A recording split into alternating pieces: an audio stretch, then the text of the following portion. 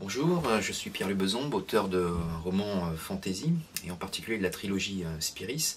Donc c'est un monde imaginaire, ça se passe bien avant les civilisations connues de l'Antiquité. Et en fait c'est du domaine de la fantasy, mais aussi du fantastique et de la magie. Et en fait le héros Spyris est à la recherche, on va dire, un petit peu de son Graal. Donc c'est aussi une quête de soi du personnage, puisque grâce à des pouvoirs magiques, il va devenir petit à petit faiseur de vent, faiseur de pluie, faiseur de foudre, mais auparavant gagner le plus grand des pouvoirs, c'est-à-dire devenir lui-même et non pas ce que les autres voudraient qu'il soit. Donc il s'agit aussi d'une quête spirituelle. Et après l'écriture de cette trilogie, eh bien, est venue l'écriture d'un essai, Les coïncidences fantastiques de Spyris, qui aborde le thème des coïncidences qui me sont arrivées durant l'écriture de cette trilogie, des coïncidences marquantes, mais aussi comment tenter de décrypter aussi ces coïncidences. Est-ce que le hasard existe? Eh bien, pour Einstein, dans son esprit, le hasard c'est Dieu qui passe incognito, c'est cette formule célèbre. Et hasard, ça vient en fait de l'arabe hazar, qui signifie coup de dé. Et c'est vrai qu'il nous met parfois en relation avec des éléments qui nous interrogent. Et au cours de l'écriture de la trilogie, moi c'est vrai que j'ai été interrogé plusieurs fois, donc par des coïncidences troublantes, bon, certaines qui étaient amusantes. Une lectrice m'envoie un courrier en me disant: mais pendant la lecture du Faiseur de foudre, j'ai eu en même temps une aventure, un coup de foudre, donc ça c'était intéressant. Une autre qui me disait qu'à la lecture du Faiseur de foudre, elle a reçu un parafoudre par un opérateur téléphonique. Bon, donc c'est quand même assez amusant, et il y en a eu de plus marquantes. Donc c'est ce qui m'a intéressé et poussé à écrire cet essai sur les synchronicités, en fait, sur les coïncidences.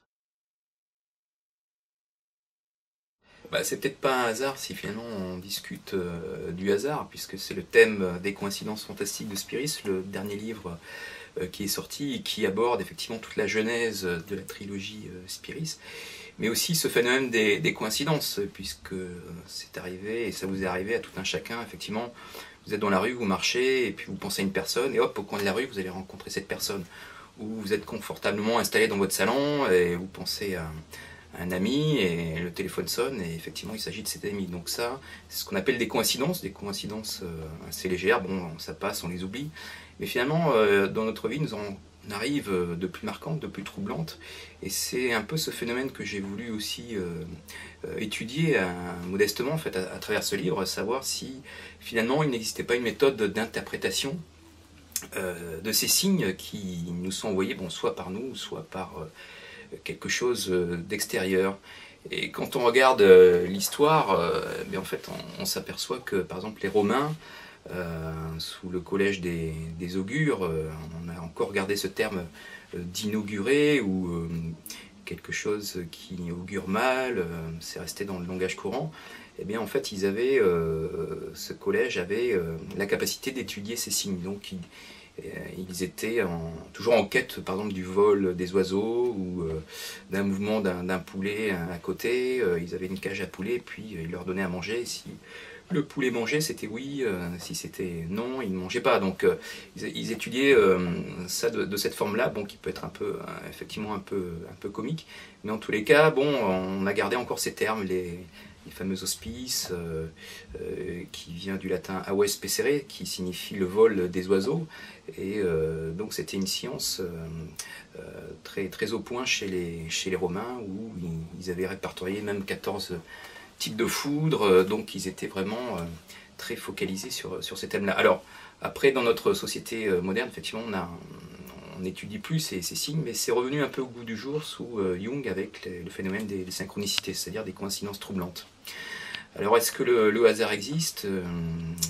Paul Éluard disait: le hasard n'existe pas, il n'y a que des rendez-vous. Est-ce que finalement ce ne sont pas des rendez-vous avec soi-même que nous créons, ou la possibilité nous est donnée de rencontrer finalement quelque chose qui est plus nous-mêmes que nous, c'est-à-dire un moi supérieur, un moi inconnu qui serait en nous, pour nous guider. Ces signes sont peut-être envoyés là pour nous guider sur notre chemin.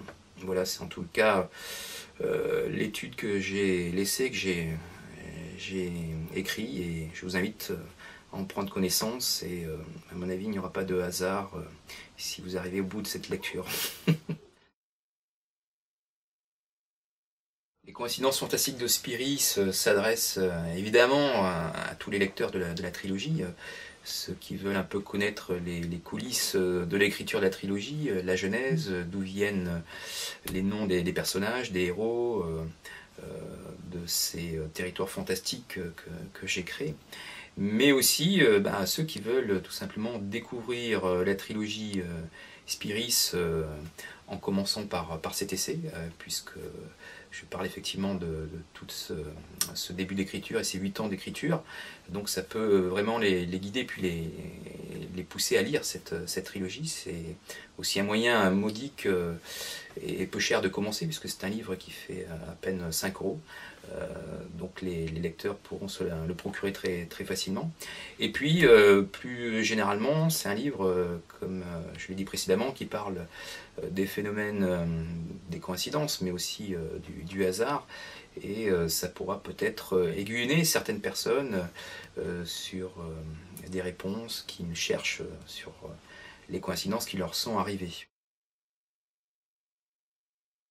Spyris est en quête de son être profond et véritable, c'est-à-dire vraiment devenir lui-même et non pas ce que les autres voudraient qu'il soit. Donc c'est aussi une quête d'authenticité, et sur ce chemin, en fait, j'ai écrit une petite prière donc, que Spyris va prononcer lors d'un chapitre.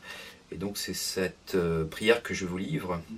À mon être invisible et authentique, tu vis au plus profond de mes entrailles. En vérité, tu es plus moi-même que moi. Tu es moi bien avant ma naissance. Tu es celui que je suis en vérité, et non celui que les autres voudraient que je sois. Tu es ma parcelle de divinité qui resplendit de 1000 feux dans ma nuit.